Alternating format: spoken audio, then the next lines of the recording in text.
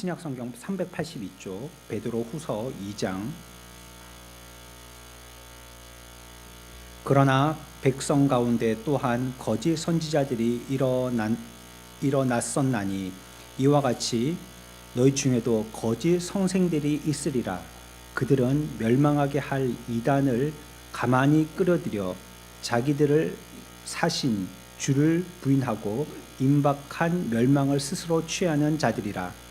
여럿이 그들의 호색하는 것을 따르리니 이로 말미암아 진리의 도가 비방을 받을 것이요 그들이 탐심으로써 지어낸 말을 가지고 너희로 이득을 삼으니 그들의 심판은 옛적부터 지체하지 아니하며 그들의 멸망은 잠들지 아니하느니라. 아멘. 오늘 우리 성경 공부 수료식쯤에서 이와 관련되어진 말씀을 함께 나눌 때에 오늘 우리가 생각할 이 말씀의 제목이라면 거짓 교훈에 관계된 것입니다. 이 베드로 후서는 특별히 이 2장은요 교회 안에서 일고 있는 이 거짓 교훈에 대해서 그것이 우리의 삶과 교회를 얼마나 파괴시키는지를 좀 구체적으로 얘기하고 있습니다. 우리는 잘 배워야 하는데 먼저가 뭐냐면 잘못된 걸 구분할 줄 아는 겁니다. 그래서 여러분들이 성경 공부를 하면서 가장 처음에 얻게 되어지는 유익과 함께 교회에서도 여러분들을 성경 공부하게 되어졌을 때 가장 먼저로 여러분들에게 기대하는 것이 무엇이냐면 성경 공부를 함으로 여러분들이 무엇이 잘못된 줄 기본적으로 아는 겁니다. 그러니까 뭐가 뭐다라고 분명한 거는 잘 모르겠다 할지라도 그건 우리가 더 깊이 연구하고 공부하고 또 우리가 또 같이 묵상하고 해봐야 할 문제지만 기본적으로는 이거는 잘못됐구나 하는 건 아는 거예요. 안산홍이 하나님이다. 이거 여러분들이 뭐 다 아니다 하는 걸 알겠죠. 그 정도는 알겠죠. 그렇죠? 우리가 어디에서 하는 것처럼 토요일 날을 우리가 예배 지키는 날로 그렇게 보내야 한다. 이거 잘못된 거 알겠죠. 그러니까 이런 것들이 우리가 성경 공부, 이 교리 공부를 통해서 기본적으로 알게 되어지는 소양이거든요. 그러니까 뭐가 잘못됐다는 거. 이건 뭐 목사님하고 얘기하는 건 설교 시간에 목사님이 말씀하시는 거하고는 좀 다르네. 이렇게만 알아도 첫 번째에 기대에는 만족하는 것입니다. 성경은 전체적으로 보는 것이 매우 중요하거든요. 이단이 되어지는 이유는 부분적으로 해석하고 적용시키기 때문이기 때문에 이런 실수에 우리들도 빠지지 않으려면 성경을 전체적으로 봐야 합니다. 그렇기 때문에 여러분들이 흥미롭지 않는 것도 읽어야 합니다. 어떤 분들은 구약이 읽기 힘들다고 건너뛰고 신약부터 읽기 시작하고 또 구약을 읽으라 하면 앞에 있는 뭐 역사서나 이런 것들을 너무 힘드니까 중간에 시편이나 지혜서로부터 시작하고 이런 경우들이 많지만 그렇게 읽어서 이제 좀 시도를 해 보셨다면요 뒤에 가서 두 번째 읽을 때는요 처음 창세기서부터 읽는 걸 권합니다. 그러니까 어렵다고 피해서 넘어가고 그러면 안 되고 그것도 무슨 뜻인지 잘 모르겠지만 읽어 나가는 것이 중요하고요. 그리고 호감을 주지 않는 부분도요 호감을 주는 것만큼이나 명확하고 확실한 교훈이 있다는 것도 기억해야 합니다. 신약은 딱 읽으면 이게 무슨 교훈이구나 우리들이 짐작을 하는데요. 구약은 뭐 성전이 나오고 성막이 나오고 뭐 이런 거 맨날 얘기하고 무슨 법 이렇게 얘기하니까 거기에서 무슨 우리에게 얻을 수 있는 교훈이 있겠나 하지만 그렇게 대하면 안 되고 여기서도 하나님이 내게 무엇을 말씀하려고 하신다는 하나님이 우리에게 주시려고 하시는 메시지를 찾아야 하는 것이죠. 우리가 다 읽지는 않았지만 여기 베드로서의 배경은 그 시대가 얼마나 불경건하고 부도덕하고 비행과 방탕과 불법이 만연되어 있다는 이런 세상의 모습을 보여주고 있습니다. 우리가 한 예로 든다면 노아 시대 생각해 보시면 되겠고 또 이후에는 소돔과 고모라 시대 생각해 보시면 되겠고 그 역사는 계속 이어져서요 오늘날 저와 여러분들이 있는 이 현대까지 이 세계 역사에까지 퍼져 있는 것입니다. 하나님을 배반하고 또 육 위주로 살고요 부패하고 추한 세상 사람들의 삶을 우리들은 반문교사 삼아야 할 것입니다. 근데 여기에 대해서 교회는 어떤 태도가 취해져야 하냐면 바르게 잡고 바르게 가르치고 올바른 메시지로 사람들의 생각들을 갖다가 옳은 길로 인도하고 또 세상을 향하여서도 그와 같이 외쳐야 하지만 안타깝게도 오늘날의 교회의 메시지는 바른 말을 하기를 주저하고 또 자신 없어하고 그런 부분에서 가르치는 데 매우 무력해 있는 교회 모습을 봅니다. 더군다나 우리에게 가장 어려운 일은 이 참된 복음이라고 믿어왔던 이 모든 것들이 요즘은 크게 지지를 받지 못하고 있는 것입니다. 그러니까 무엇이 더 귀한 것인지에 대한 가치가 혼란스럽게 여겨지고 또 어떤 것이 더 귀한 것인가에 대해서 얘기할 때 우리들이 여기서 많이 혼돈스러워 한다는 것이죠. 교회 안에 있는 여러 가지 무브먼트 가운데서 에큐메니칼 운동이라는 것이 있습니다. 이건 한마디로 얘기하면 우리가 지난주에 생각했던 것처럼 카톨릭 교회, 그러니까 교회가 한 보편의 교회이기 때문에 하나가 되잖아, 이런 성경적인 의미가 아니고요. 우리의 숫자가 10세니까 우리의 숫자를 채우기 위해서 자꾸 모여서 수를 키운 하나가 되게 하자, 이런 의미가 에큐메니칼 운동입니다. 그러니까 어떤 세를 부풀게 하기 위한, 그렇게 하려면 흩어지면 안 되니까요. 여기 사람도 땡겨오고 저기 사람도 땡겨오고 해가지고 자꾸 그 수를 늘리려고 하는 거죠. 그러면 이제 겉보기에는 하나가 돼 보이는데 어떻겠습니까? 정체성은 흐려지겠죠. 이 사람도 땡겨오고 저 사람도 땡겨오고 막 뭐 안 좋은 예지만 교회도 보면 교단들이 막 연합되어지는, 같이 합해지는 교단들이 있지 않습니까? 또 어떤 교단은 합해졌다가 또 한 1년 지내고 보니까 합해진 게 별로 안 좋거든요. 그럼 또 쪼개졌다가 또 나간 사람들끼리 또 합해졌다가 이거 뭐 또 쪼개졌다가 이래가지고 처음에는 2개의 교단이 나중에는 한 5년 6년 지나니까 막 7개 8개가 돼가지고 작은 군소교단들로 자꾸 퍼져나가고 세부적으로 쪼개져 나가는 거, 이런 거 보듯이 말이죠. 에큐메니칼 운동이라는 게 그런 것입니다. 명분은 좋습니다. 개인적인 차이나 구별, 편애, 계급 이런 거 다 처리하자는 것이고, 교회에 와봤더니 말씀을 듣는데 너무 힘드니까 딱딱한 거는 다 없애자는 겁니다. 부드럽게 하자는 거죠. 그래서 에큐메니칼 운동에서 많이 하는 것이 찬양과 율동입니다. 그래서 사람들에게 그렇게 하면 부드럽거든요. 예배가 전체적으로 찬양과 율동의 분위기, 그런 분위기로 많이 흘러가고요. 우리나라도 한번 그렇게 휩쓸고 간 적이 있었었죠. 뭔가 명확하게 주장하면 오늘날 젊은이들이 얘기하는 것처럼 꼰대라고 얘기해서요, 명확하면 안 된다고 주장하는 겁니다. 그렇게 명확하게 얘기하는 근거가 어디 있냐고 얘기하고, 이럴 수도 있고 저럴 수도 있지 않느냐, 이렇게도 생각할 수 있고 저렇게도 생각할 수 있는데 왜 꼭 그렇게 믿으라고 얘기하느냐라고 주장하죠. 그래서 그런 것들, 명확한 주장들은 피해 나갑니다. 교훈과 교리의 차이가 있다라고 인정해야 되고, 그렇기 때문에 서로 근거 가지고 논쟁하지 말자는 거예요. 뭐 네 신앙이 좋다, 내 신앙이 좋다, 뭐 합동교단이 바르다, 통합교단이 바르다, 이런 거 얘기하지 말자는 거예요. 그냥 우리는 연약하니까 다 모이고, 니도 모이고 나도 모이고, 이런 교훈도, 이런 정신도, 이런 철학도, 이런 교리도 다 받아들여서 그냥 하나가 되게 하자, 그런 것입니다.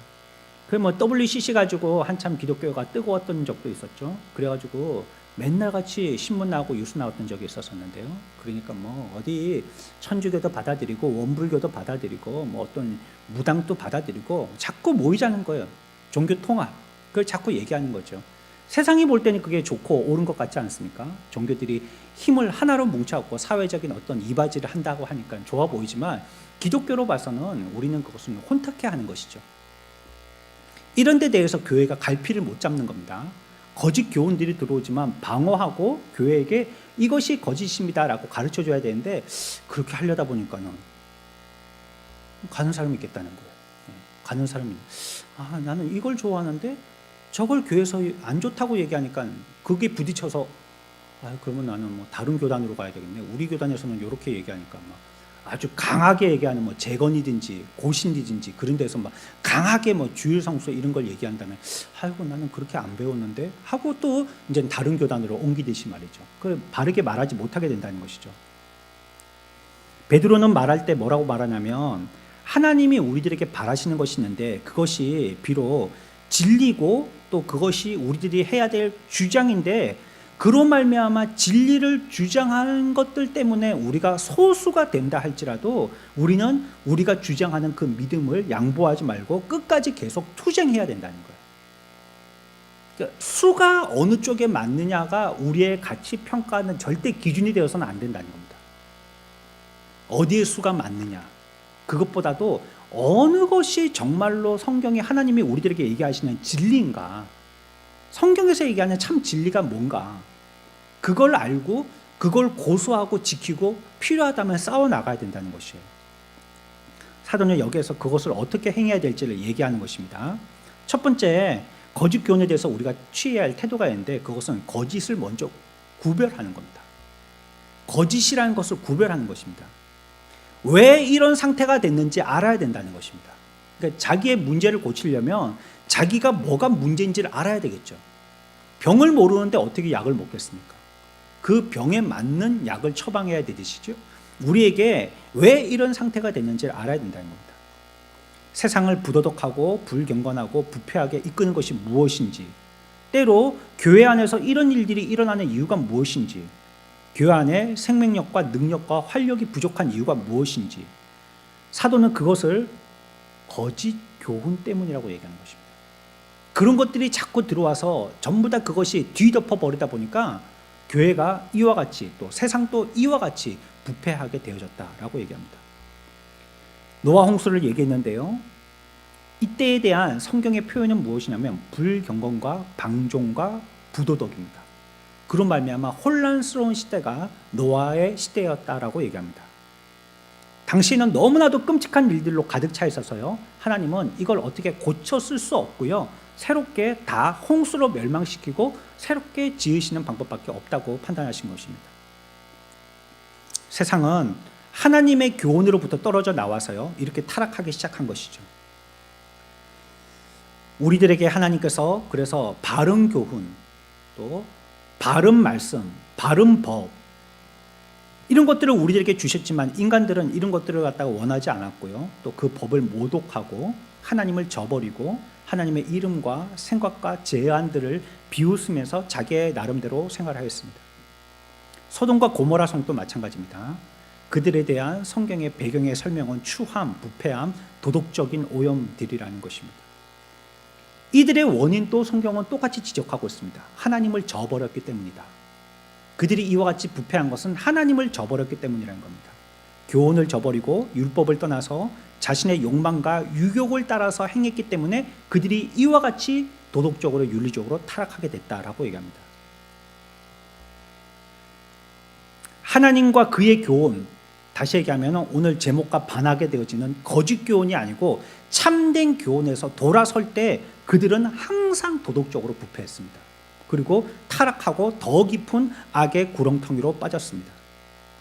현대는 어떻습니까?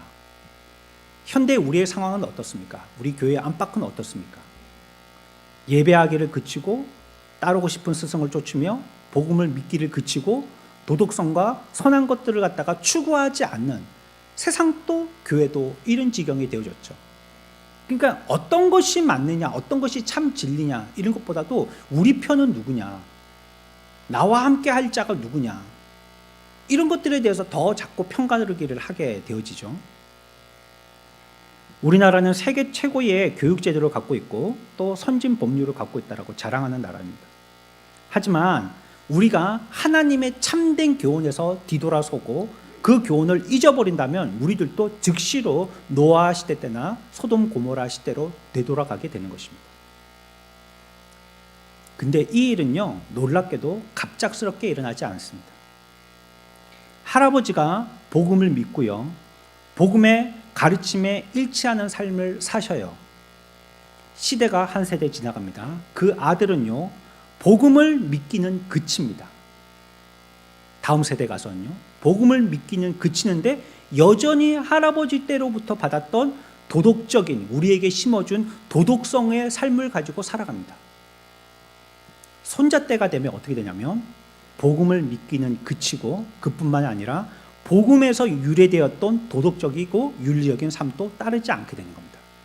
결국은 한 세대 네대쯤 복음의 말씀을 그친 이후에는요, 도덕적으로 윤리적으로 해이해지는 그런 시대가 되고 만다는 것입니다. 오늘날 이 시대가 이와 같이 되어진 이유를 어디에서 발견해야 될까요? 어느 당에서 잘못한 겁니까? 어느 정부가 잘못한 겁니까? 우리는 교회에서 찾아야 됩니다. 교회가 이와 같이 바른 참된 교훈을 가지고 가르치고 믿음에 붙들려 놓지 않다 보니까 다음 세대 가서는요, 이 믿음에 붙들리지 않은 세대들이 윤리나 도덕에서 해이해지게 되어지고 나중에는 아무것도 없는, 윤리도 없고 도덕도 없고 믿음도 없는 세대가 되고 마는 것입니다. 오늘날과 같이요.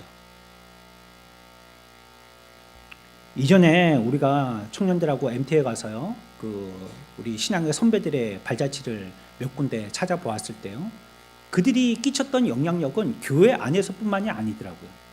교회 밖에 있는 사람들에게까지. 그래서 나병 환자들, 누가 돌보겠습니까? 이 사람들을 전부 다 고향에서 가족들이 다 쫓아버리는 사람들 아닙니까? 그런데 이제 경상도에서 선교사님이 그 사람들을 이렇게 모아가지고요, 그 사람들에게 기숙사 같은 거 짓고요, 여기서 생활하도록 하고요, 그들에게 또 서양식 약, 또 서양식 또 이렇게 처방 해가지고 그 사람들을 이렇게 돌보고 치료해주고. 그러니까요, 손영원 목사님 그런 분들 아닙니까? 또 위에 선교사님들로부터 그렇게 받은 거죠. 그러니까 세상 사람들도요, 교회에 대해서 주목하기 시작합니다. 교회가 좋은 데구나. 저기 우리 이전에 갔던 그 전주의 예수병원 같은 데도 그런 거죠. 예수병원 모르는 병원이 없는데, 원래 그 병원 이름이 풀네임이 그게 아니라고 그랬잖아요. 근데 갔다 하면 의사 선생님이나 간호사 선생님이 얘기할 때마다 예수 얘기를 많이 하니까, 그러니까 환자들 입에 그 병원의 별명이 예수병원으로 붙여진 거예요. 대구에 동산의료원 같은 데도 마찬가지고요. 부산에도 마찬가지죠. 일신 기독병원, 산부인과 병원으로 유명하지 않습니까? 서울의 연세 세브란스 병원 유명하지 않습니까? 이런 병원들 다 말하지 못하지만 그런 것 아닙니까? 그래서 그런 일화를 들었는데요.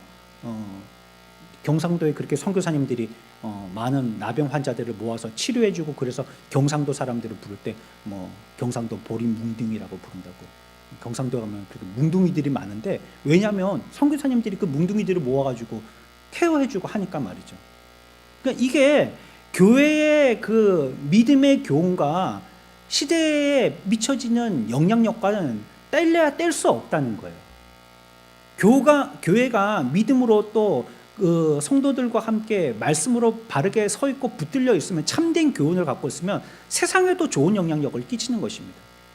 그런데 교회가 그 빛을 잃으니까요, 세상도 질서 없는 무질서의 무법천지가 되고 마는 것입니다. 오늘날 뭐가 법입니까? 아니, 법을 판정하는 사람들도 위법이라고 얘기하는 이런 시대가 되었으니까 말이에요. 과연 누가 뭘 잘못했다고 잘했다라고 이렇게 판정을 내리겠어요? 무법 시대가 됐잖아요. 이게 지금 서부 개척 시대와 같이 된 거 아닙니까? 지금 법이 존재의 가치를 잃어버린 시대가 됐지 않습니까? 이 이유를 어디서 찾나요? 사람에서 찾으면 안 될 겁니다. 우리 지금 한국교회의 실정이 그런 것입니다. 2절을 보아요. 2장 2절입니다. 같이 읽습니다. 시작.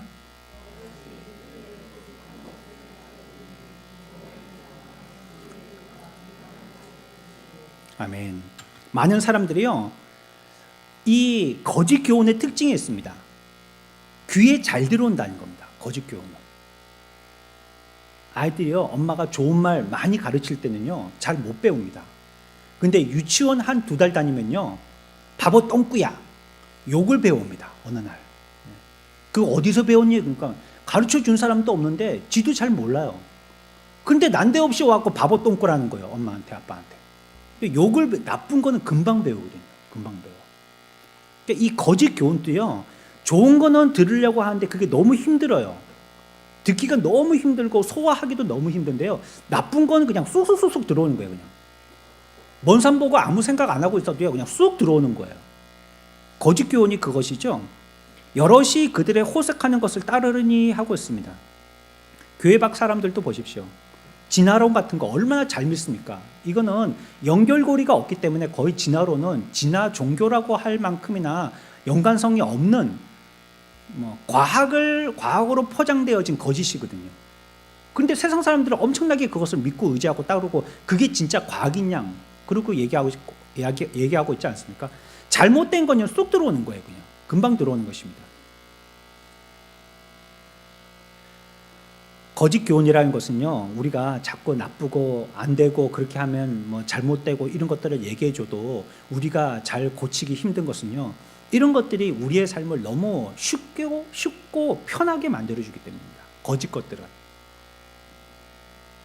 쉽게 돈 버는 방법 이런 거 있죠. 쉽게 부자 되기, 뭐 은행 같은 데도 그런 거 있죠. 10년으로 뭐 1억 만들기 뭐 이런 거, 그거 넣으면 뭐 금방 나도 부자 될 것 같잖아요. 일하천금을 누릴 것 같잖아요. 이 거짓된 것은요, 우리가 쉽게 받아들일 수 있게 또 쉽게 된다라고 자꾸 우리를 유혹하죠. 우리들은 또 이 비도덕적인 거 이런 거 좋아합니다. 거짓 교훈이 항상 거짓 삶을 변호해 줍니다. 잘못된 삶을 지지해 줘요. 내가 그런 정신을 갖고 있으면요, 그런 삶은 그럴 수도 있지라고 자기 스스로를 합리성을 준단 말이에요. 그에게 그럴 수 있는 거지 뭐. 다른 사람들이 잘못하면 그걸 아주 신랄하게 비판하지만 내가 잘못할 때는 그럴 수도 있지 뭐, 나는 그래서 그럴 수밖에 없었던 것이죠 뭐. 이렇게 얘기하고 마는 거죠. 그래서 이런 것들을 우리가 피할 수 있어야 되는데 1절을요 다시 봅니다. 거짓 선지자가 있는데 그러나 백성 가운데 또한 거짓 선지자들이 일어났나니 이와 같이 너희 중에도 거짓 선생이 있으리라. 그들은 멸망하게 할 이단을 가만히 끌어들여서라고 얘기하고 있습니다. 거짓 교사들에 대한 표현을 참 묘하게 하고 있는데 어떻게 표현하고 있냐면 그들은 가만히 들어온다는 것입니다. 그러니까 자기를 탁 드러내가지고 정체를 밝히기보다도요 가만히 들어온다는 거예요. 자기는 복음 전파자이고 그리고 우리들 가운데 섞여 있고 또 복음을 얘기하는 자, 이단자들이 그렇게 하지 않습니까? 자기가 뭐 이단자라고 이름표나 색깔 옷을 입고 있는 게 아니고요, 우리들 속에서 가만히 들어온단 말이에요. 가만히 들어와서 우리들 가운데 한 사람인 것처럼 생각하게 하는 것입니다. 하지만 이들의 특징이 있어요. 10절 봅시다. 10절입니다. 우리 다 같이 읽습니다. 시작.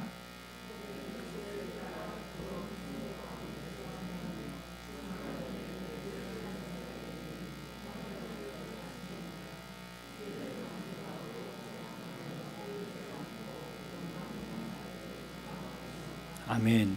당돌하고 자긍하고 떨지 않는다는 거예요. 얼마나 당당한지 모릅니다. 이단자들이 이렇게 어깨에 이렇게 뭐 움츠려갖고 의기소침해갖고 들어오는 이단자들이 그런 자들 보긴 봤는데요. 그들은 좀 초보입니다. 초보 이단. 그 사람들 한 2명, 3명 같이 오는데요. 서로 쭈삣쭈삣거립니다. 쭈삣쭈삣 막 그러다가 막 그 앞에서 막 큰 소리로 내고 그러면 예 하고 갑니다. 근데 프로 이단자들은요 떳떳합니다. 네가 지금 잘못 믿어서 그렇지 우리한테 와야 된다는 식으로, 네가 지금 많이 크게 잘못하고 있으니까 빨리 회개하고 돌아와야 된다는 식으로 이렇게 얘기하죠. 그러니까 그들은 아주 당당합니다. 교회와 또 목사와 하나님의 말씀에 대해서 겸손한 마음으로 임하지 않아요. 그 이단자들의 첫 번째 타겟이 목회자거든요. 목사만 넘어가면 끝이니까요. 오늘날은 이단들이요 수가 높아져 가지고요 군소교단에서 목사 안수를 받고 군소교단 안으로 들어가는 겁니다. 거기는 뭐 일반 대학처럼 뭐 4년제 나와야 된다든지 뭐 학위가 있어야 된다든지 그런 걸 안 하고 한 2년 같이 섞여서 공부하다 보면 안수 받고 그러니까 거기서 무리만 안 일으키면 안수 받는데 큰 문제가 없거든요. 사람도 적은 판에 한 사람이라도 더 안수 받게 하고 목사가 한 명이라도 더 생기면 자기 교단에 교회도 목사 수도 느니까 좋은 것 아니겠어요. 그러니까 구분이나 살펴보는 거에 대해서 좀 간소하게 하고 지나가는 경향이 많단 말이에요. 그래가지고 거기서 졸업하면요 누가 그 사람을 이단이라고 하겠어요. 네, 어느 교단에 신학교 나왔다고 난 정통이라고 이렇게 얘기하죠. 그래가지고 그 사람이요 그 교단 안에서 자기들 이단들 있죠, 이단 교회를 한 교회, 2교회 교단 안으로 들고 들어옵니다. 그러면 이 교단 또 좋아하겠죠.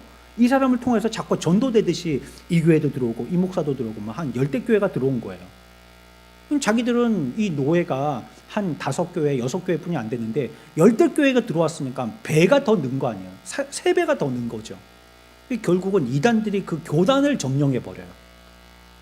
그러놓고는 앞에 난 대한예수교 장로교에 붙여놓죠. 그러고는 우리는 이단이라는 본색은 자기들끼리 나갔을 때는 하고 교회 안에서는 목사들끼리도 서로 눈짓도 안 주고요. 슬 해가지고 가짜 교훈을 자꾸 가르치는 겁니다. 그러니 무분별하게 그렇게 되어지니 성도들이 그걸 어떻게 구분하겠어요? 이걸 내가 뭐 이단이니 고백하지 않으면 그걸 어떻게 구분해 내겠어요? 이게 살짝씩 얘기하거든요. 살짝씩. 그러니까 한 방으로 그냥 얘기하면 저게 잘못이다고 알겠는데 살짝씩 얘기하니까 구분이 잘 안 간단 말이에요. 성경의 어떤 부분은 삭제하기를 주저하지 않고요.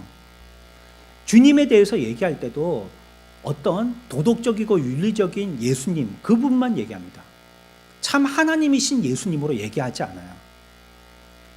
그래서 이들은 마땅히 갖춰야 할 성경과 또 진리에 대한 존경과 경외심이 없고요.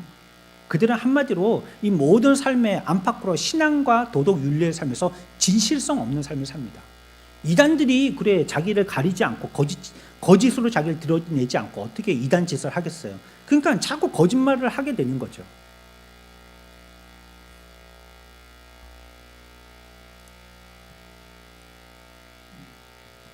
악과 악의 영에 대해서도 무시를 합니다. 악 그거 별로 무서워할 거 없다. 죄 그거 두려워할 거 없다. 그런 거 별거 아니다. 웃어 넘기면 된다. 여러분들 성경은 절대요 악에 대해서 우리에게 대해서 그렇게 가벼이 웃음거리로 넘기지 않습니다. 죄와 사탄 마귀에 대해서 그렇게 쉽게 생각하고 넘어가지 않습니다. 싸우라고 얘기하고요. 싸우라고. 아니 비등비등해서 싸우는 거 아니에요? 여러분들이 응애하는 누워있는 영아들하고 싸우겠어요? 싸우거나 만하지 그거? 만약에 우리가 싸워야 할 사탄 마귀가 영아들처럼요 아무 힘도 능력도 발휘하지 못한다면 그거 싸우라고 하겠어요? 근데 성경은 그런 것과 맞서 싸우라는 거예요. 그 말은 뭡니까? 힘이 비등비등하다는 겁니다. 이건 내가 웃을 존재가 아니라는 거예요. 근데 이단들은 그렇게 얘기합니다. 별거 아니라고. 다 쫓아낼 수 있고 다 이겨낼 수 있고 막 이렇게 하면 금방 막 다 몰아내고 막 다 나아지고 막 화끈해지고 하니까 걱정하시지를 말라고.